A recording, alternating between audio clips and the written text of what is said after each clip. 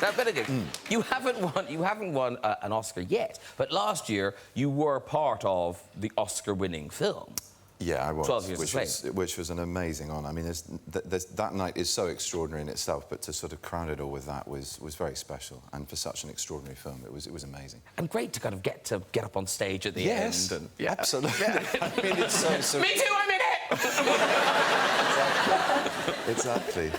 I'm glad I did my photobomb earlier on rather than then. Well, this is the weird thing. Yeah. Like, at the beginning, like, how overexcited must Benedict Cumberbatch be that at the beginning of the evening, he did this?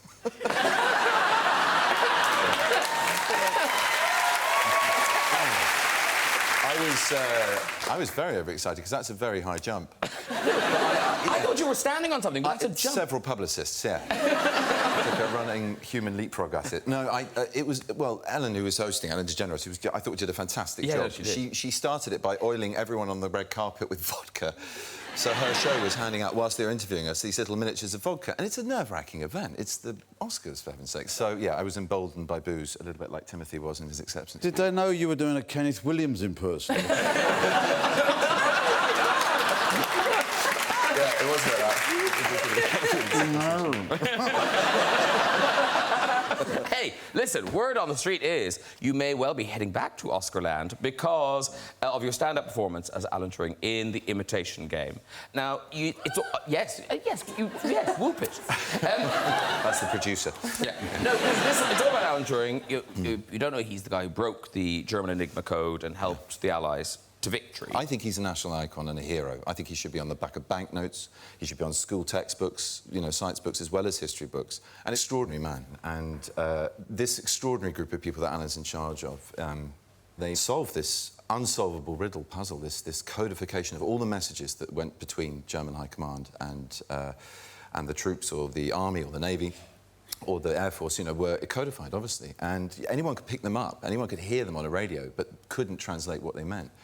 And these people, there were scientists, there were mathematicians, there were physicists, the kind of brains you think would be able to think laterally and scientifically about the problem, but also artists and musicians and actors. So it was a wide, huge net of brainiacs, of these extraordinary minds thinking laterally to solve this problem. And so it focuses a lot on that, and then either side you learn about Alan's story, which is... Yes, the top and the tail, the beginning and the end, they're not happy times. No, I mean, after this incredible success in the war. Well, he was appallingly served by our government, our culture, our nation at the time. He was prosecuted in the 50s for being homosexual and given the choice between state sanctions, castration through estrogen injections, or 2 years imprisonment. And he chose the castration because he wanted to carry on his work. But, you know, the way you learn about him, the way the film explores him, it's very funny. It is very funny at times, as well as being really shocking and moving and thrilling. Now, we get so many messages and tweets and emails from your... Now, they're not Cumberbatch anymore, are they? They change name every time I'm on. OK, so what are they now? Cumbers. Cumbers? I don't know, I'm making it up, Graham. Yeah, I don't know anymore. Do you know what you are? Cumber People Collective, bunches, brands, babes. It's like they're not a group anymore. People, no. I think there's definitely some splintering going on. There's a lot of splintering. Yeah. OK, so there's a bunch of questions that I'm contractually obliged to ask you. They will go nuts if I don't. Okay. So obviously, when will we see more Sherlock? 2015, I think, yeah. OK, are you in the next Star Trek? No comment. OK. Are you in the new... Wow. Are you in the new Star Wars movie? No comment. No, of course I'm not. I heard a rumour you were seen around the set. I did go to set, which was fantastic. I mean, it was like walking through my childhood, and Harrison, whose place I'm honoured enough to be in on the sofa, it was... yeah, he wasn't there. The point is, I walked to the Millennium Falcon, I sat down. I mean, it was incredible. It was would you not be a stormtrooper? Shouldn't be even saying this. I probably shouldn't be saying this on television. Well, no, it's a secret. Don't tell anyone. We know we didn't act in it because it fell on his foot. So that's right. Yeah, so that's right. Yeah. That's right. That's already been spoiled. Yeah. That's fine. Did you not ask to be a stormtrooper or something? No comment. Are you a stormtrooper? Are you? Are you at the back of one of those people? Unbelievable. No comment. Years ago, they go back. Back of the troops will just see something like that. Yeah. Is that him? Is that him? actually, last time, as you say, you were here with Harrison Ford before. You did an incredible Chewbacca, but I'm told you also do a Jar Jar Binks. Oh, no, it's a big sea monster.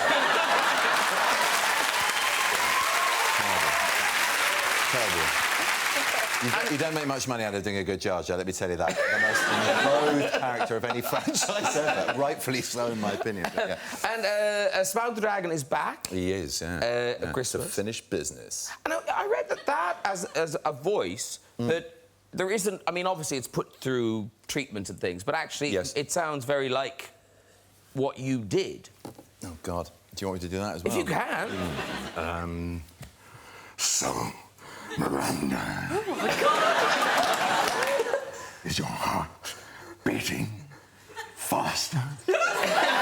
Slower than before? Oh, Wow. I was on the wrong side from my mouth. Yeah. I don't know whether it's aroused or terrifying. I don't think it just It's spat a lot at arousing her then. and terrifying in equal measure. I'm very confused right now. I was aroused when he did that. Were you aroused at that? The hand went towards the heart. Yeah, I know. Yeah. Not on television. Does that hurt? No, but I feel quite faint. So do I. Stop. Yeah. But explain Perfect this. work. Explain this, Benedict Yes. Cumberbatch. This is odd. Of all the questions we had, the one that came up most often was ask Benedict to say the word penguin. What is this about? Well, apparently I got it wrong repeatedly in a documentary. It wasn't a documentary about said animal. It was a documentary about, I think, about the South Pacific in general. And now I'm completely terrified of the word. I don't go near it. Well, no, because I know, here's the thing. I thought, or I'm Yeah. sure they're making it up, but we actually looked You've got at it? this documentary. Oh, good. So the documentary is called... Good. The documentaries are called Strange Islands. The first one you sort of get away with, and then after that you lose all sense of what it is. Let's have a look. Listen carefully. And the last thing you might expect to see here is penguins. These are Fiordland crested penguins, named after this corner of South New Zealand. So why are these woodlands so attractive to penguins? A freshwater stream through the forest makes a handy highway for a parent penguin heading home from a fishing trip. What is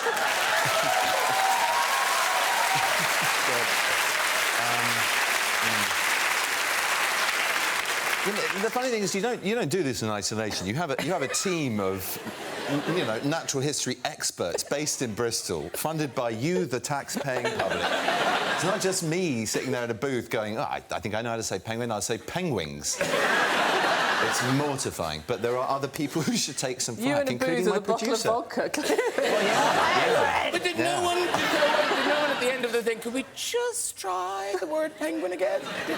Maybe. Maybe they just gave up. I honestly don't know. But then what I love is, in the way that life is, how special that Benedict is now starring as a wolf in this film.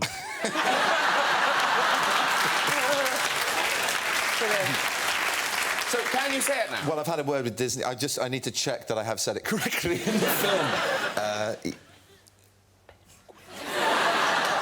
Penguin.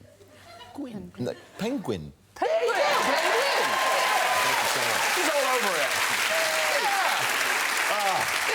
The sense of achievement. Benedict, do you have anything to offer Miranda as plot lines, or have you been in a similar...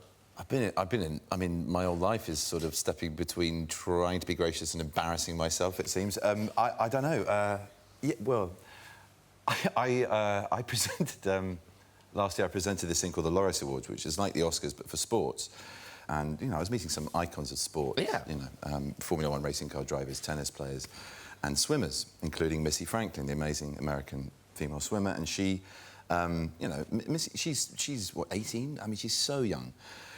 So I was saying, it's incredible. You've achieved so much, and I feel like I'm double your age. I mean, it's incredible just listening to all of your achievements. I'm just, and she was sat right next to her parents as well. I said, I'm sitting here, and I'm just getting stiff even listening to you.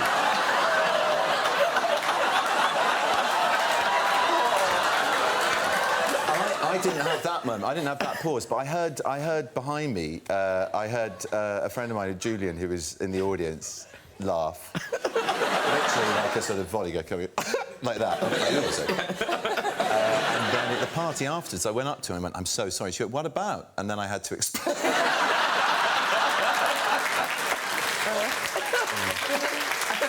And it's one of those weird apologies where you have to go, "I wasn't stiff at all."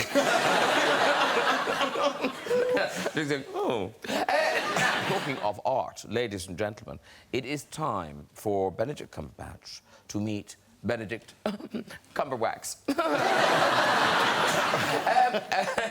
Now, this is Madame Tussauds. What are they called? A wax figure. They're not waxwork, they're wax figures. Oh, right. Yeah. Okay. And you haven't met it yet. No. Right? So, come with me. Come on. Come over here. All right. Everyone come over and have a look. Have a look. Have a look. So, this is going to be spooky. So, come down here. Come down here. Okay. Yeah. You're all set? Yeah. Okay. Yeah. Here is Benedict Cumberbatch. Feast your eyes on you. That is weird. Really weird. Come on. Really weird. Come on. This is very, very weird. No, it looks so like you. It's spooky. Look at that, the back of the head and everything. He's tired. He even looks as tired as I feel. Look at that. Look, see the back. Shall I stand there? Shall I stand? That's brilliant. Here we go. Oh, yeah, do it. Yeah, Oh, my God. Look at that way. Yeah, nice. That's very good. That's uncanny. Okay, now, Spot the wax. if we all come in and have a picture taken with this, right, Yeah. you can photobomb us from behind. Good idea. Pile in, everyone, pile in. Okay. Let's take a run up. Ready? Okay. Camera over there somewhere. Ready? Okay, 1, 2, 3. Hey! Well done, that man. See you, bye. See you, darling. Bye. Right, we're not allowed to touch it. Don't touch it. Sit down. It looks much better than the one... I went to a waxworks once in Great Yarmouth. It's no longer there. And it had one of... it was supposed to be Michael Jackson, but it was about this big. And I think it used to be Sammy Davis Jr. Put a different wig on him and put his underpants on outside his truck. I said hi to that backstage. Did you? You got confused. What was I going to say? And you thought he's so standoffish. Yeah. He's changed. I know. I don't know if to take that as a compliment or not. And then my makeup artist went, "Why is Benedict Cumberbatch just stare? What's he staring at?" I'm not joking.